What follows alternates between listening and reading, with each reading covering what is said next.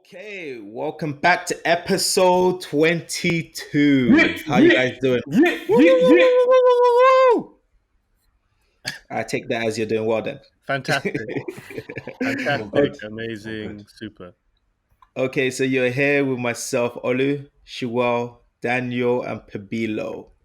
On this week's episode, we're talking about banking, shopping, supporting Black owned and minority owned companies.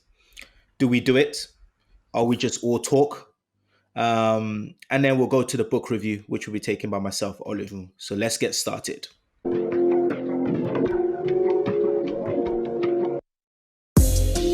Take off, take flight with you. For we never fly, but we're flying. So, guys. I'm joking. Okay, so why? So, guys. I like that though. I like that. Keep that in. So, guys, why is it important to support minority and Black-owned businesses? Or is it not important? Are we being very radical? Are we being like pro-Black, pro-minority here? Daniel's licking his lip. Go ahead, kick it off. Huh? Or are we just being too radical? You don't believe it? We don't need it? Personally, I believe it's very important that we support Black-owned businesses because in this day and age, we're doing too much for other people and not necessarily ourselves. And that also doesn't just affect in terms of the economy, but also our support and the relationship we have with one another. I remember talking to someone about Black Wall Street. I don't know if any of you have ever heard of Black Wall Street. This was something that was in Greenwood, Tulsa in Oklahoma. And when there was segregation, there was actually a race riot in 1921, which white residents came in and massacred about 300 Black residents and injuring hundreds more, and just raised the neighborhood in flames within hours. And it's probably one of the most devastating massacres in the history of US race relations. And many people don't know about this, but in that community, because there was segregation, they thrived a lot. They supported one another. They were very successful. And it was even termed as Black Wall Street up until the riot. And most people don't even know the history, that there was something that existed where there were as a chance for, African Americans to support one another, to build things together and to have partnerships and build a community. But since then, I've never heard of anything that is similar or rivals that. When you say rivals that, within the Black community, exactly. Black community. Because it's very rife and prominent within the Jewish community. That's what I was going to say. Every Jew, I guess we're all going to touch on it or mention it, but in London, we all know of areas where there's a high Jewish population. As an example. And I don't know if you know, if you actually, in that area, if a house goes for sale, they all put their money together, buy that house, and then resell it on to another Jew. They will never let anyone else come and live in that community. They always put their money up and buy it. Even the mortgages, they don't go to a high street bank. They go to independent, but they go to themselves. They lend each other the money in order to buy things. They don't go to the high street banks. They have their own community. They have their own accountants. They have everything. Even as far as schools as well. Yeah, schools. They teach them about their history, about their traditions, and all of that stuff. But when it comes to Black community specifically, we're very poor in that. And even to the sense of, do we even know our great-grandmother's name, our great-great-grandfather's name? Do we even know what they did? It usually stops at our grandparents. We don't know, or we don't even question even our parents or family and go deeper to know about our own family history. If that much, how much more so the Black community? And if we don't do that, we're certainly not going to support ourselves. No, keep going. But let me let me give you a chance. But also, it's not just saying about supporting Black people or Black businesses, because we also have to respect and understand customer service goes a long way. Because it's very easy to sap a business. They say 1 in 10 businesses fail. So why not sap 10? This one will thrive. But then again, in conclusion, it's very important to support Black-owned businesses, but not for the sake of it because they're Black. They have to provide a certain standard, certain quality. I disagree with that. For you to support them. Like you're saying that we shouldn't support them. We shouldn't support them solely on the fact that they're Black, or obviously they need to provide a certain service. Yeah, it might not be the same standard, but you're saying that we shouldn't support it. So we shouldn't be deliberate in saying, you know what, I'm going to go out there and support No, I'm not saying don't go and look and support black-owned business, but I'm talking about if we're saying specifically for a black business, you can't go and support Agree. something that's shoddy. That Yeah. how can Yeah, you there treat has to be. offensive? It has. I That's agree. something. I'm actually with Daniel as well. I think just Yeah. because, say, if I opened a restaurant tomorrow, right, and if the service that I'm providing in the restaurant is terrible, And I if see the a food fat that rat. I'm if the food that I'm providing is if the food that I'm providing if the food that I'm providing is also not very good, and I know that, and I've consciously decided to cut my costs and provide a lower level of service, I can't call you guys and be like, you guys need to come to my restaurant and eat and pay, Do because I you, feel like that's even though you guys would support me as a friend or as a minority, I think I shouldn't expect it as a default. There should be a would certain level of service and product that's being would provided. you put that So service charge as see the compulsory? thing. So Shuel, you see the thing about it is, yes, I believe there should be a standard. Yeah. Yeah, but I think we need to be careful with comparing it to mass chains because there's a No, of course, reason of course, of why course, of course.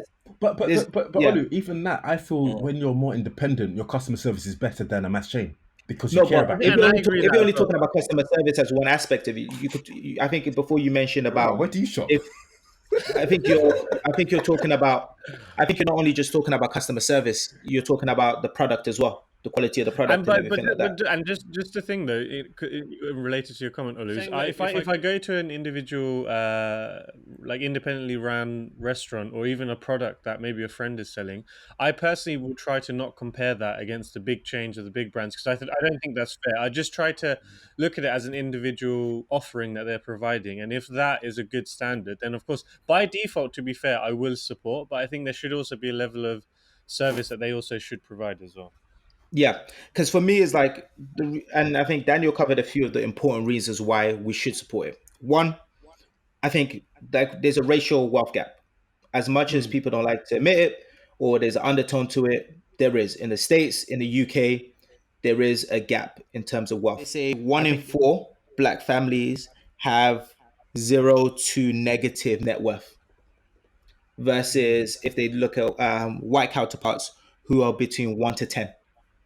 So by supporting these black-owned businesses, one, we're increasing the wealth within certain black families, which then they will invest in their local economy.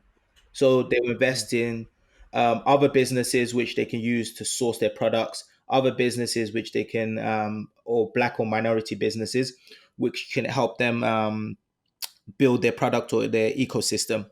Next is really sort of fostering jobs and creation. So for every business that you have, the likelihood of it is they're going to employ someone from that community. So if you're supporting a black company, black owned or minority business, the likelihood, similar to what we mentioned about Jewish community, they're more likely to staff people in that particular area. Um, That was the point. That was one of the key points around why you should support your own more. I mean, Daniel mentioned it. I mean, businesses at the end of the day, they're there to solve a problem, and so what you want to do is you want to sort of support your own because effectively they are looking at solving problems that you would experience as part of your culture. But the secondly most important one is providing jobs and opportunity. Like there's nothing more than the young people they need opportunities, hope, something to look forward to, because that can be the make or break and the big difference as to whether they actually go astray or they actually do well for themselves. So the jobs for the youth are a real big reason as to why we should support Do you more. even think that if we were to create something that, I say our children or those coming after us will also use that as a stepping stone and foundation to build something of their own?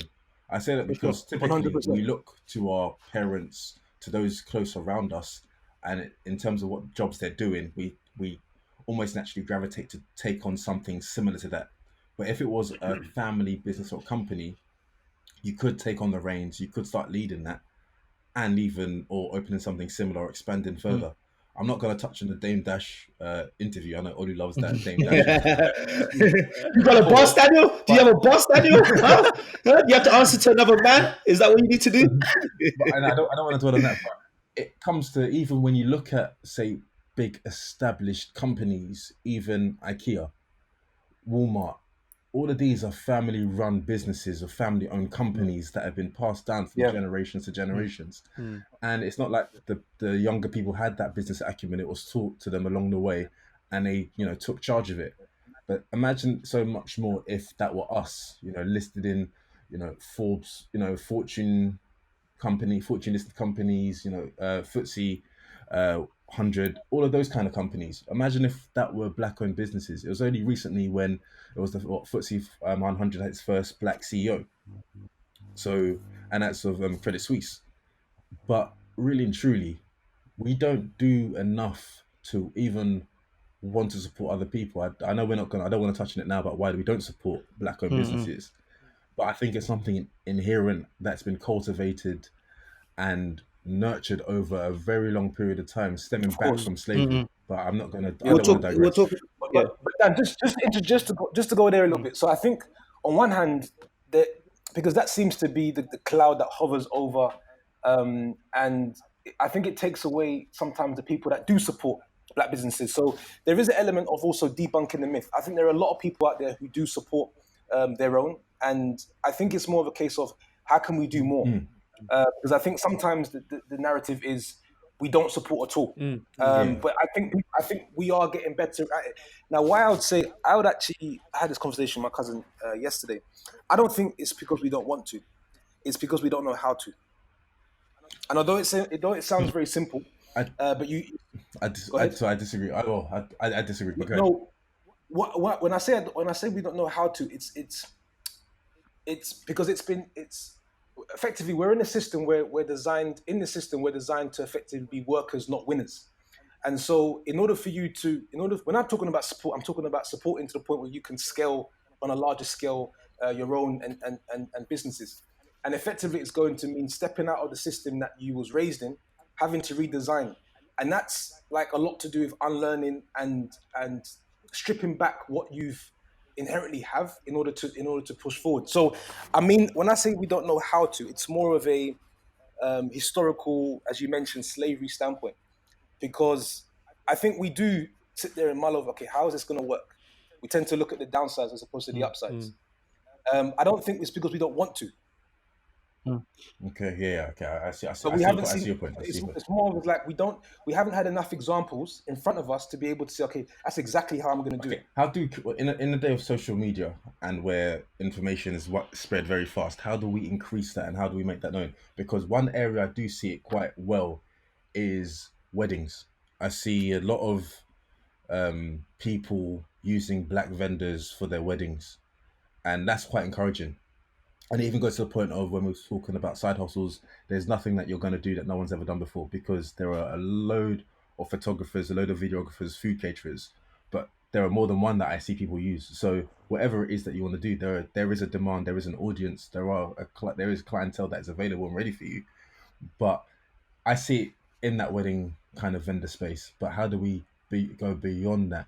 Because social media would help you immensely in getting around by word of mouth, people tagging you, whatever your product or service is, showcasing that. But how do we increase it even further that it's sustainable, long-standing, and expandable?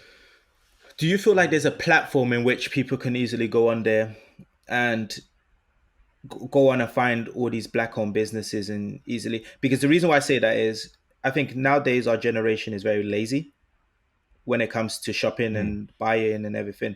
So we'll just typically go to somewhere like Amazon, look for whatever we want and just buy it based on the ease that it provides. Okay, so anyone who wants a new business or tip, start a black business. I think there's some that exist. There's obviously some that exist, and I've got some, and I'll mention some of them that actually exist. And I went on them, but then they don't compete with obviously the ease of stuff like Amazon. So I feel like at this stage, you need to be very deliberate. Like it's not going to be the easiest option to do. It's not going to be the easiest option to say, okay, I want to purchase this. I'm going to sit down and actually research and look for a black-owned business. I guess the convenience of knowing what's out there already rather than having to research, because we just become lazy. But even I'm in a Facebook group and I think it's support black-owned businesses. But I'll tell you, that group is dead. Well, no one posts anything. No one. I think someone posted something like last week and I wrote, wait, I'm still in this group. Like it's like thousands of people. I don't know. Someone added me. I don't know who added me, but it's like thousands of people in this group. But yeah, no one had posted anything. No, we ultimately just lack the education, and I'm talking about the wider education. There just hasn't been perhaps enough examples of companies going public that are black owned, or enough black billionaires or enough black multimillionaires for us to be able to use that as a reference. But point they to have to leverage. be. There are many though. There are It started many. from days of like Fubu. Remember what I'm Fubu? saying- no, Yeah. Those were the I mean, days. I'm not saying there's not, but I'm saying that it's not flooded. You have to. The majority of the examples are not of the blacks. Okay. I would even say, like, even if you did it on a quite a small scale, but it's with intention, and you do it to also show the people around you. Like, if I go to, I have a few friends that have restaurants and coffee bars and all these things, and whenever I go there, whenever I've eaten, the food's always great. They always say, "Okay, don't worry, you don't have to pay for anything." But I always make it a point to ensure that I pay not just the price that a normal customer would pay, but actually on top, because they've gone out and set up a business. So there's lots of risk behind this. There's a family being fed behind this. There's a whole ecosystem that we mentioned before. And I try to make a point of not just paying it, but paying above and beyond, because that's small things like that. I think when you do actions like that and you do that around your friends, then it sends a message of, look, I respect the fact that you guys did that. Why should I go give Starbucks and Costa money, which is a multi-million pound chain, I don't pay tax. and not give you the same service and support? So I respect that. This is why on the flip side, I really don't like behavior when we go to a friend's place or someone's selling a product, and because they are our friend, we'll be like, oh, cool, just give me one for free. Yeah. Like a small I know example, you. for example, and we've actually been quite fortunate. Like these hats that we're wearing now, the Take Flight podcast hats. So we made a decision at the beginning that we will give none of these away for free. And we've been fortunate that a lot of the people that we've selectively sold them to at the beginning have been happy to pay the price for them. And that in itself is a sign of support. But during that process, you do have some people saying, oh, can I have it for free? Can I have it for free? But if Kim Kardashian was selling you a hat, would you ask her for it for free? Or would you probably pay the price for the product? So just because we know each other, just because we know each other, you should be wanting to pay rather than expecting. Especially when you're starting off, I think Shiwa, you're touching such a great point. Like exactly, it's borderline disrespectful to go to. It's borderline disrespectful to go to someone, especially when they're starting off a business, and say, "Hey, yo, can you throw one in for free?" Or like, "Yo, what can you do on the price?" You want a discount? Let me get that discount. Borderline. Discount, yeah. I sold just for record, in case anyone's listening, I made my own brothers pay for the hat, and they were happy to do that because they know, because again, it starts with the small actions. If you're willing to support yourself and you show that to those around you, then it will have a knock-on effect as I'll probably charge my mum double. It's like my mom's. So it was my mom's. I remember it was my mom's birthday last year, and we were having a big celebration for her, and we were looking at, okay, who can provide the cakes, like who can create some cakes, birthday cakes for the actual film. So I got a friend of mine, close friend of mine, one of my best friend's wife, called Nika's Cupcakes. Yeah, hit her up, and I was like, "Yo, plug? If it's a plug, do it like, properly, So yeah, people can find her on Instagram. You know, she was the best when it comes to plugs. I'm not the best when it comes, but it's like Nika's Cupcakes. You can find her on Instagram. But I reached out to her, and I was like, "Hey, let me get 2 cakes from you for my mom's birthday." And I remember when I was like mentioning to a few people, they were like, "Oh, yo, that seems kind of expensive." And I was like, "Wait, when I compare it to other companies, it's maybe like £10 more expensive, £5 more expensive." I was like, "Wait, I'd rather support someone that's getting up from the ground up, building their own business, a fellow black person, versus me going to like Tesco or one of these chains and just picking up like cakes." It doesn't make any sense. So I think, and I'd never, when we were in that conversation, I never went to her and said, "Hey, can I get a discount? What can you do? I'm getting 2 cakes." Nothing like that. I'm like, what gives me joy will be 5 years down the line, seeing her have her own little bakery. Bakery, and being able to say, "You know what, I was there at the beginning. I was supporting at the beginning before it became this big." That will give me more joy than me saying, "Hey, can you throw in a cake?" And I think more people need to have that sort of mindset versus sort of trying to get discounts. Yeah, I agree. I think, sure, you touched on a very great point about handouts, freebies. Why is it that when it's someone we know or close to us, we always want something for free? Why don't we just want to pay? I think we're in that mentality. We just so cheap sometimes that we're like, let me have it for free. Give it to me. I'm not going to my friend's coffee shop, and he said, "Oh, what do you want?" I said, "Oh, I want this," and he said, "No, it's on the house." I said, "No, it's not on the house. I'm paying for it." I don't go into say Pret or Starbucks and say, "I want this," and I walk out with it. I will still pay because it's not fair. Because if you want their business to thrive, if they give out freebies, and I think some people need to be careful because they give out too many freebies. That's true. If you give out freebies, you ain't gonna be successful. You'll find in 6 months, you'll need that money. But so what are some of the struggles that these black-owned businesses actually face? Like, why is it so difficult for them to get up from the ground up? they even need they rely on word of mouth. They rely on recommendations. Yeah. So, and is that versus other companies? Let's say, for example, if I was started up, I was white, I started up my own company. Would it be any different? It's the education and guidance. If I go back, the financing comes at a later stage. The education and guidance, because like the major corporations, they are where they are because of the advertising, how much they spend on advertising and how much they spend in hiring certain talents. And maybe if you're not educated enough, you're probably going to try and cut corners in those areas. And those are the two areas that come to mind right now that are key drivers into getting your business up to a certain point. I'd say raising finance at a certain stage, knowing if it makes sense to go to a set of investors or actually go into the bank. All of this requires a level of education and guidance, which we don't inherently naturally have, or as a mass. I mean, there are people, obviously it's not to say as a mass. So I'd probably say it's the guidance and education. If you can, what we need is we need more successful people of our own that are basically hand-holding us through the startup phase of our businesses. That's what we need. That makes all of the difference. Yes. I think it's the mentor. We need mentors. Like, you need successful black mentors to truly provide the education. Like, they should be looking at the next generation and seeing, okay, how can I support, not just by investing like money, but more the time to educate them. Because it's on us. It's on us to find these people and say, listen, this is the idea. This is the problem that we're trying to solve. I need your guidance because I've been following you for a number of years. I know that you can help in this particular area. And then you can use at some point structure a deal and some sort of finance. But do you not think that their response might be like Olu's? But I did it myself. Use Google.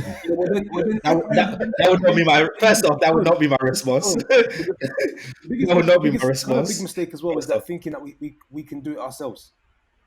That whole me, my own, I'm gonna. That's never gonna work ever. Something that stands out. Insert quote here. We don't ask for help because we're strong. Well, we don't ask for help because we're weak. We ask for help because we want to remain strong. It's rubbish. But I think also some people. I think there's a common misconception that other people's success will eat out of my own success, and this world is so big and there's so much potential business out there that if you help other people, it'll only collectively grow.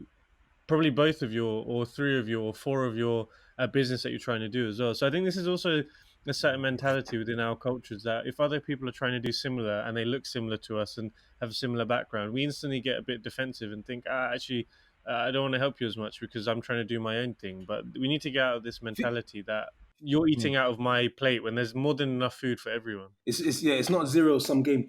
The saying that I like is 50% of something is better than 100% of nothing. And that's the mentality a lot of people have. They're like, I'm going to keep this to myself. I'm going to keep that zero to yourself. It doesn't work. It doesn't work. The thing about it is the funding aspect of it is very critical. Like, I was looking online and it was looking at like venture capital funding, and it shows that around only 0.2 of the funding that they use goes to Black women, which, to be honest, in most companies, they say Black women are the most successful when it comes to creating businesses, getting up from the ground up. And they only make 0.2 of the funding when it comes to venture capital. And didn't Serena Williams open up something to start investing or supporting black-owned women businesses or something. In that, I remember she set up something to start investing in this particular area. No, for sure. So that's She did. But in terms of Serena Williams, she's got a lot of money, but it's nothing in comparison to how much capital there is in like in venture capitals in general. And then the fact that the black women only make up that 0.2% is ridiculous. Like, are we standing out here and saying that there's only 0.2 black women doing businesses and deserve the funding? I think is a lot of it is education, one, and also biases that have been created to actually make the process of getting that funding a lot harder.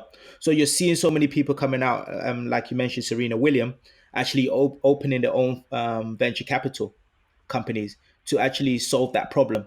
And I think that's something that we're going to need to see a big change. Like now, Jay-Z's got $1 billion. I know he's someone that invests. We're going to see obviously more funding going to black-owned businesses.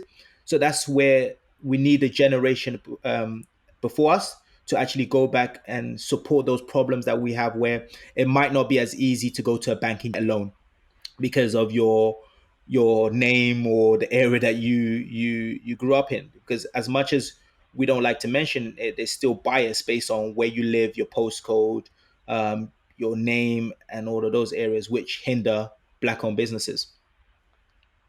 I like to see a black-owned bank. To be honest, I think there's one in London, in the UK. Really? Okay. Yeah, give let a me plug. give a plug. Let me find it quickly. We should also give a plug to Andy's work, because Andy's doing exactly that. He speaks. I think it was a Backstage London, Danny. That's where he worked. Backstage I don't London know his Capital, actual Instagram. Let me find it now, actually. It's Andy AM. AM. He's Yeah. a great person to. Yeah, Andy SHVC. Yep. So anyone that wants to know more, go on. sorry, Say what go you're ahead. doing. Oh wait! I just seen a note on his thing. So it's Andy Yes. SHVC on Instagram, but there's a note saying he's deactivated on 30th of June. Contact him via his site or LinkedIn. So you better do that ASAP. Which you basically will have 1 day to do it. Once you listen to this, hopefully you listen The to other the Friday. thing. I can't find his bank. Yo, Yeah, I found it. But you know what is? You know what's so funny about the bank? Guess what the name of the bank Go is? on. Guess which one they came up with? They came up with the first bank What? of Nigeria. No, the other piece which is crucial is, and I think this is where, because it's also one of the ways to obviously secure funding is especially if you're a startup business or you're in the space of business, is having a track record. And a lot of that comes to our ability to reinvest back into our own to then further build and further scale. So I think this is something which I think there was a quote Damon Dash said. He said that once he was approached, or he had a conversation with a Jewish man, and the Jewish man had termed his culture as something like the leaking culture, because when we give you guys money, all you end up doing is just giving it back out. So it's how do we earn and continue to reinvest within our own to then further build. That's something which is a skill. I think Everything sounds it's easier called. than- It's basically saying like how long does your money stay within your own community? I think they yeah. said that within black communities is only like 2 times before it sort of leaves your community. Whereas like you got like the Jewish community, which stays like I think 7 or 8 times within the community, where they will, like you say, you go to the jewelry store, there's a Jewish one. You go to the supermarket, it's a Jewish supermarket. So your money is continuously going around in your community versus us, where we might go out and buy some Yeezys and then it goes straight to Adidas. It's funny because even I think were there some new trainers that came out last week? Was it Yeezys that came out like It feels last like week it or comes 2 out weeks every ago? week now. Yeah. Because I remember seeing someone saying, "Oh, these cost £250, but if you're smart, the Adidas stock a share of Adidas stock costs £220. Choose wisely." Sure. Which one did you choose? I mean, I did. I He used to stock and the Yeezys. yeah, I actually do have a pair of Yeezys, but I do have some Adidas shares. So for me personally, it's a win-win. But I mean, if any of my friends want to design trainers, I'll make sure I buy 10 of them. So just DM me. But so how do we change the narrative around sort of supporting black-owned business? Because I think a lot of times you hear people say, "Oh, I don't support black because of customer service," or Have you like, Olu, have you ever heard anyone say that? Because I've never actually heard. It's something that I've never heard people say out loud, but from their behavior, that's kind of the message that I comes read. out of not to finger point, but they say a lot of Caribbean food restaurants have very bad customer service. I'm not gonna lie, I'm gonna put my hand up, yeah. And when it comes to Caribbean restaurants, yeah, I personally look for Caribbean restaurants with poor customer service. I found personally, yeah, personally, in Caribbean restaurants, the worse the customer service, the better the food. Because people are coming there for a reason, yeah. Like there's been some Caribbean restaurants I've come in there and be like, I'm about to order, and the person, hurry up, chap, and I'm like, yo, right? Where you are? And I'm like, and I was like, oh, can I get the curry goat? We sold out. We sold out. No, I'm messing up, but it's like, I think, yeah, it normally comes from like some people say Caribbean restaurants, but I personally feel like whenever I've said that about Caribbean restaurants, the food has been banging. But in that case, though, in that case, even if the service hasn't been so good, because the food and the actual product itself is so good, then it's still you're willing to go there and support, right? Yeah, and I think the key thing about it is we don't say. I think the issue that we've been made, that I need to hold myself accountable to it. The reason the customer service hasn't been good is not because of the color of the person.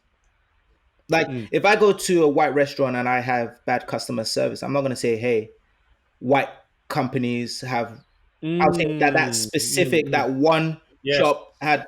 I wouldn't bring the color or the race of the person into it, you know. And there's been other restaurants that I've been to where it's got good customer service and it's not based on the race of the person. So I think we need to be careful. And I think a lot of people, when you have bad experience, it's for us to change the narrative. We shouldn't say, hey, oh, this black company that I had or went to gave me bad customer service. No, it was this specific company I went to gave me bad customer So real quick, service. just for a laugh, yeah, for all our listeners, It's also it's watch on YouTube. It's called Misery West Indian Restaurant, 2 fried dumplings, the real McCoy.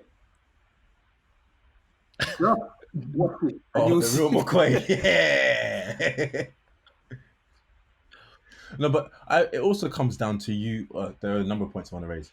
You as a person, what do you consider more important, the product or the service?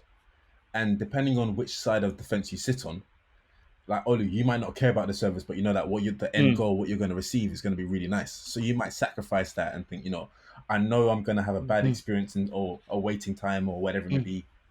In the case of a restaurant, or if I order a product online, I know it's going to take me 3-4 weeks.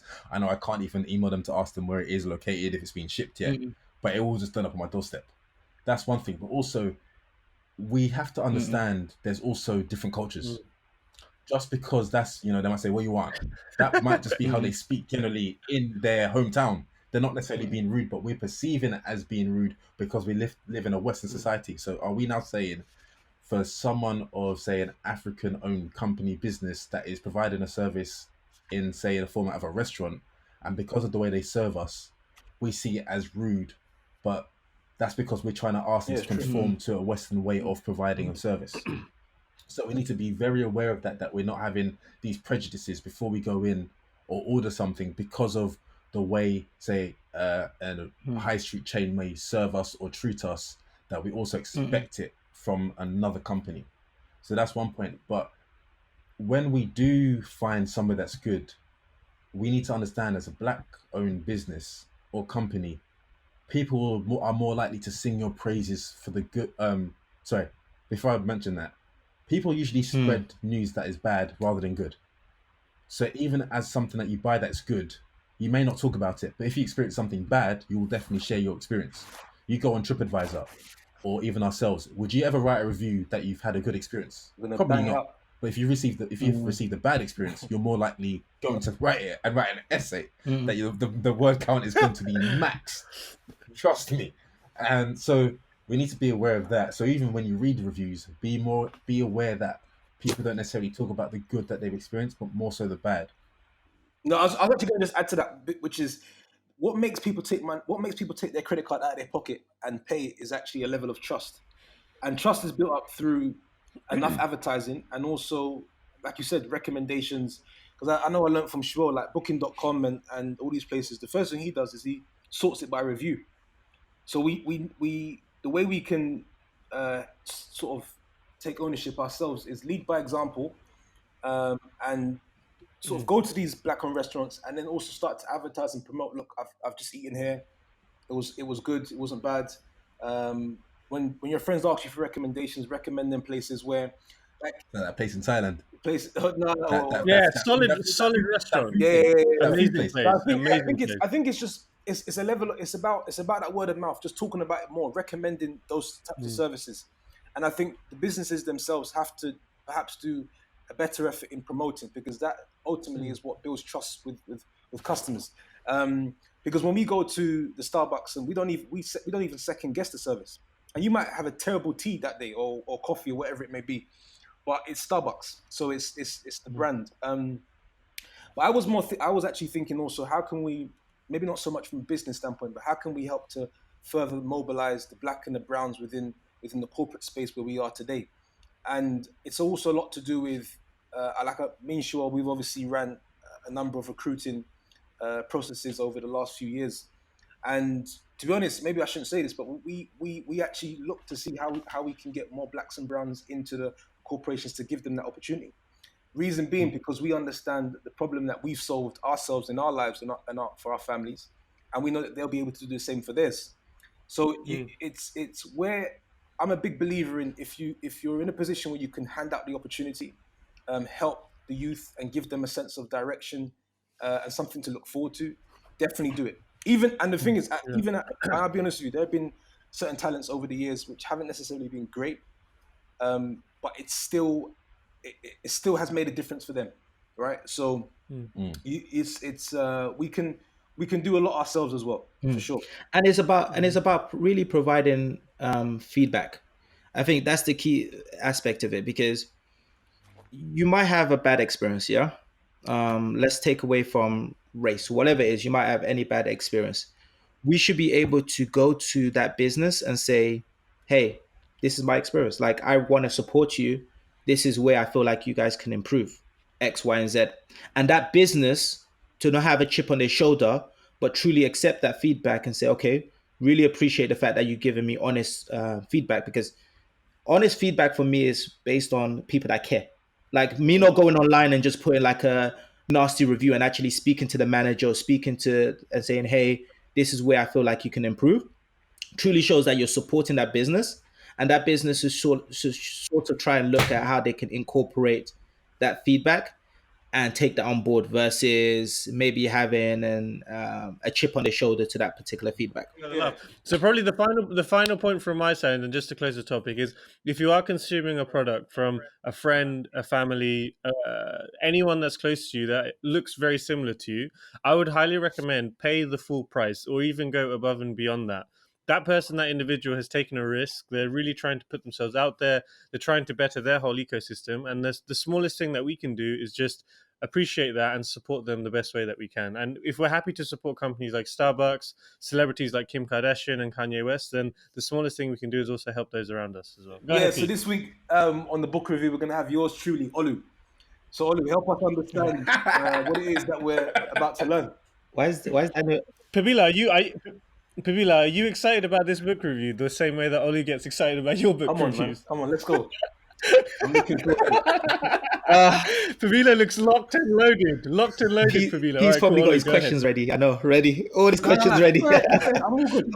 He definitely sat up straight. He sat closer to the video. So the book review for this week is called The Chimp Paradox: Mind Management Tool for Happiness by Steve Peters.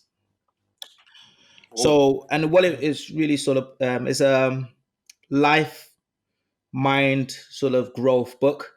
So really focusing on helping people deal maybe with anxiety, sort of lack of motivation, really just understand their mind. So the first question I'm going to ask you guys, mine's always trying to keep my book reviews always try to keep you guys interacted. So are you guys chimps? Are we chimps? What's Like the an animal, definition? the What's the chimp. definition of a chimp Do you in feel what like context? do you feel like your mind has got an area of it which is very similar to like a chimp? So it's an area in your brain where you it's more primal system, so you just react to stuff. It's really made for being in the wild versus sort of the corporate in America. Would you class yourself as a chimp? This is a very like awkward question. I think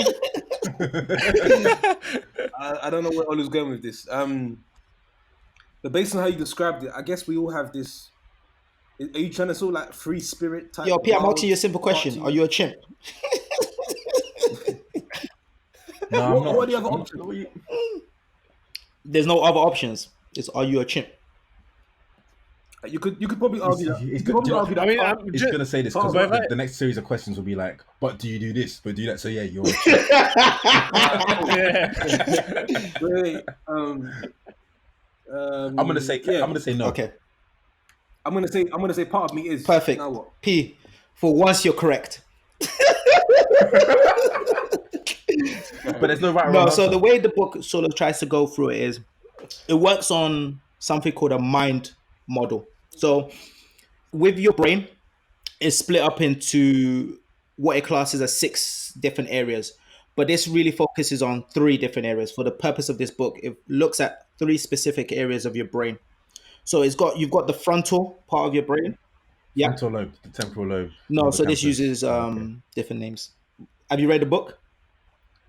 No, but I did biology. I did biology. I did biology. What, like I did the biology. prefrontal- Okay. So What, it's got a prefrontal frontal cortex? part, which they call it as your Come on, human Pete. part of your brain. Then they call it another part of your brain, which is the partial, which is like your computer area of your brain. And then there's an area called limbic, which it class as the chimp area of your brain. So if we just go into the different areas, so your computer side of your computer side of your brain is just really stores information. It gives you, it stores previous things that might have happened to you. So it allows you to analyze data and analyze situations and make a reaction based on that aspect of your brain. Yeah. The computer is the strongest part, the quickest part of your brain. Is able to calculate things really quick. Then you've got your limbic area of your brain, which is classed as the chimp. So this is like the primal system where its job is really just to keep you alive and away from danger. So it's that concept of like fight, flight, where any situation happens, it will just react really quick. Yep. The chimp is very like short term oriented. It really keeps things very basic, black and white. Yep. It's it looks at it more as and they always say like the chimp is the emotional sensitive aspect of you, is the erotic aspect of you where you just want short and quick pleasure. That's how the chimp, it doesn't think about the long term. It doesn't think of anything apart from short term gratification. Then you've got your human part. How quick? Oh, so the thing with the if I let me just say human and I'll tell you like the time, the speed. So the limbic place reacts very quick because, like I mentioned before, it's primal system. It's really supposed to protect you and keep you alive. You can't live without that sort of side of your brain. Then you've got your frontal, which is the human aspect of it. So this place is the one that's more rational. It's got self control. It really is very disciplined. It's really the one that allows society to exist because it makes people very logical with how they think through different areas. Yeah. So the way to think about it is the computer, like I said, is the fastest. The computer is maybe 4 times as fast as the chimp area of your brain, but 20 times faster than your human side of it. So your human takes its time to process the situation, calculate all the information, goes to the computer and all the different areas. Yeah. So the book sort of tries to make you understand, and it tries to separate those three different areas of your brain. And the reason why it tries to separate it is it makes people realize that you have this nature in you, which it classes as the chimp, which is always going to be sort of rebellious. It's always going to want, like I mentioned, the quick gratification. And it also tells you that all the things that the chimp wants to do are really just suggestions. Yeah, they're really suggestions, and you don't have to particularly do them.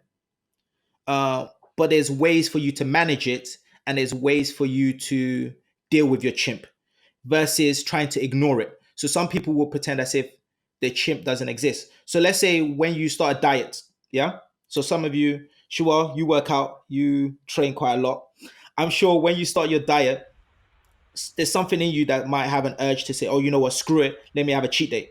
No, honestly, that because I was just thinking the way that you were explaining the chimp part, I was thinking that it's probably very common nowadays. For example, whenever anyone's phone buzzes or something, the reaction of just to pick it up without even thinking about it, that is probably a chimp-like reaction. Or if I think the last couple of weeks, I've been slowly getting back into the gym routine again, but before that, I had 5 weeks off when I was on holiday and everything.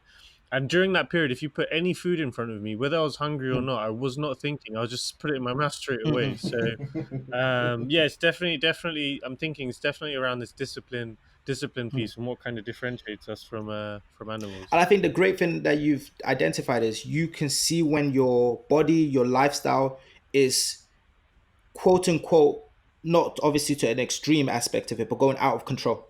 Like it's just reacting. Yeah. It's not, you know, it's not right for you. You can ask, you can say to, hey, I should really go to the gym, or I don't really want that cake, or you automatically can tell yourself, okay, this is not my frontal, my human side. This is my chimp really acting out. Yeah. So the book gives you 4 strategies to really manage what it classes as the chimp. Yeah. So one area of it is to, and let me even bring up one example. Do you guys remember Zidane's headbutt? Yeah. Yep. Final cup of his final game for France in the World Cup. Solid. in I mean, if against Italy. I'm not someone who headbutts a lot of people, but if I was ever to do it, that's how I do it. And that was an example of his chimp coming out. And the book sort of gives you 4 different ways to sort of try and manage your chimp. One is exercise the chimp. So the way you exercise the chimp is really confiding in someone, talking to someone about basically voicing your frustration. Yeah. So speaking to someone, because what happens is by you speaking to someone about your frustration or what you're going through, it calms you down. Have you always seen like when people are about to have altercations, whatever, and they start talking to someone about, oh, this is what the person did. After a few minutes, they start to calm down. Yeah. So that's one. So if Zidane had spoken to his teammate about his frustration straight away, probably would have calmed down prior to actually doing it. The next area that the book gives is Can I just to quickly ask, does everyone in this group think they do that? That when they feel their angriest, they speak to someone or they have that pre-filter before they release that anger? What do you mean? But when you're angry, when you want to talk to someone when you're angry? Yeah, I guess the point that Ola was making is Zidane, for example, maybe when he was so angry at that point, if he had just spoken to some of his teammates beforehand, he wouldn't have exploded as much as he did. So I was just curious as to think if you guys, when you're at your angriest, do you also have like a pre-filter? Is there someone that you talk to or someone that you kind of steam off with? I just kind of just remove myself from the situation, just try and calm down. Okay. because I get it quite a lot where Alright, cool. Go ahead, someone might have had a frustrating day at work. Someone sent them an email or whatever, and they call me up and they'll be like, hey, so and so did, and they're reacting to me. Is their chimp basically reacting to me and voicing their concern versus them replying straight away, and then a chimp reacting to the person that sent them that email. So by going away from that person, Daniel, that's your way of exercising and moving away versus talking to someone else. The next one is what it classes as box it. So box it is when you basically talk, you have a conversation between your chimp side of your brain and your human side of your brain. And what your human side does is it tries to talk logic to it. So you'll be like, okay, does that really make sense? Like try and give a reality truth. So you say, okay, I've got this presentation to do. the chimp side of your brain will be like, oh my days, I'm so anxious. I don't want to do this presentation. Oh my, what can I do? This is everyone's gonna laugh at me. No one knows. So then you go to your human side of the brain and it'll talk to it and say, hey, no, you're prepared for this presentation. You know this. You don't need to worry. It'll bring logic and reality. Like, what's the worst that can happen? The next strategy is what they class as rewarded. Similar to like a chimp, what they'll do is you give the chimp a banana. So you give the chimp a banana to say, hey, reward. So the way that would work in the strategy way is, let's say, for example, you've got work to do or a dissertation. Yeah. You might say to yourself, I'm going to focus 1 hour and do this and focus solely on this piece of work. And then I'm going to take 20 minutes to watch a show. Yep. That's basically you giving a short sort of reward. And then the last one is distract it. So how can you distract your chimp? So when you can see your chip about to erupt and act out, is how can you get your mind focused on other things? And that's the sort of strategy where people say count from 10 to 0. So people like 10, 9, 8. Automatically, you're moving your mind away from the actual issue. That's a new one for me. I've heard 1 to 10, not 10 to 0. When you do a 10 to what I believe counting 1 to 10 is a lot easier. So you're not really distracting your mind. Counting 10 to 1, it distracts you. Those are sort of the 4 strategies the book gives you, and it gives you examples of how to identify when your chimp is starting to act up, and sort of strategies to sort of manage it. So to my original conversation or question, I'll say each and every one of us has got a chimp aspect of our brain, but we can manage it and control it so that we don't allow the chimp to control us. Cool. So do you want to... So Daniel, I know you don't like thinking that you got a chimp side of your brain, but you do. No, it's cool. No. I was going to ask, what are the 2 takeaways you had for this? But also, it sounds a bit complicated, this book. And I was going to say, in terms of a background understanding, do you need to have any particular kind of psychology background understanding for these terms and concepts that are brought about in this book? Could a simple mind understand it? No, I don't think so. So I think the way the book tries to move away from such brain psychology, science sort of terminology, and I think it tries to dumb it down to say, okay, let's split it out to computer. You got a computer area of your brain, you got a human side of your brain, and you've got a chimp side of your brain. So it tries to simplify it, use terms that are more relatable. So you don't need to have any specific background, or I don't have any specific background on it, and I was able to understand it. So it just really gives you basic strategies on how to manage it. So you don't need to be an expert. Ah, cool. No, I'm interested. I want to grab this, man. So I'll repeat the name of the book again. It's The Chimp Paradox. It's the Mind Management Tool for Happiness by Steve Peters. So thank you all for locking into this week's episode of Take Flight Podcast. As always, we hope you found it informative and useful. Please take action. We also are welcome to feedback at any time. You can DM us at Take Flight Podcast on Instagram, or email us at takeflightpodcast@gmail.com. Thank you for listening. Have a great week. See you next week. Take care. woo, woo, woo.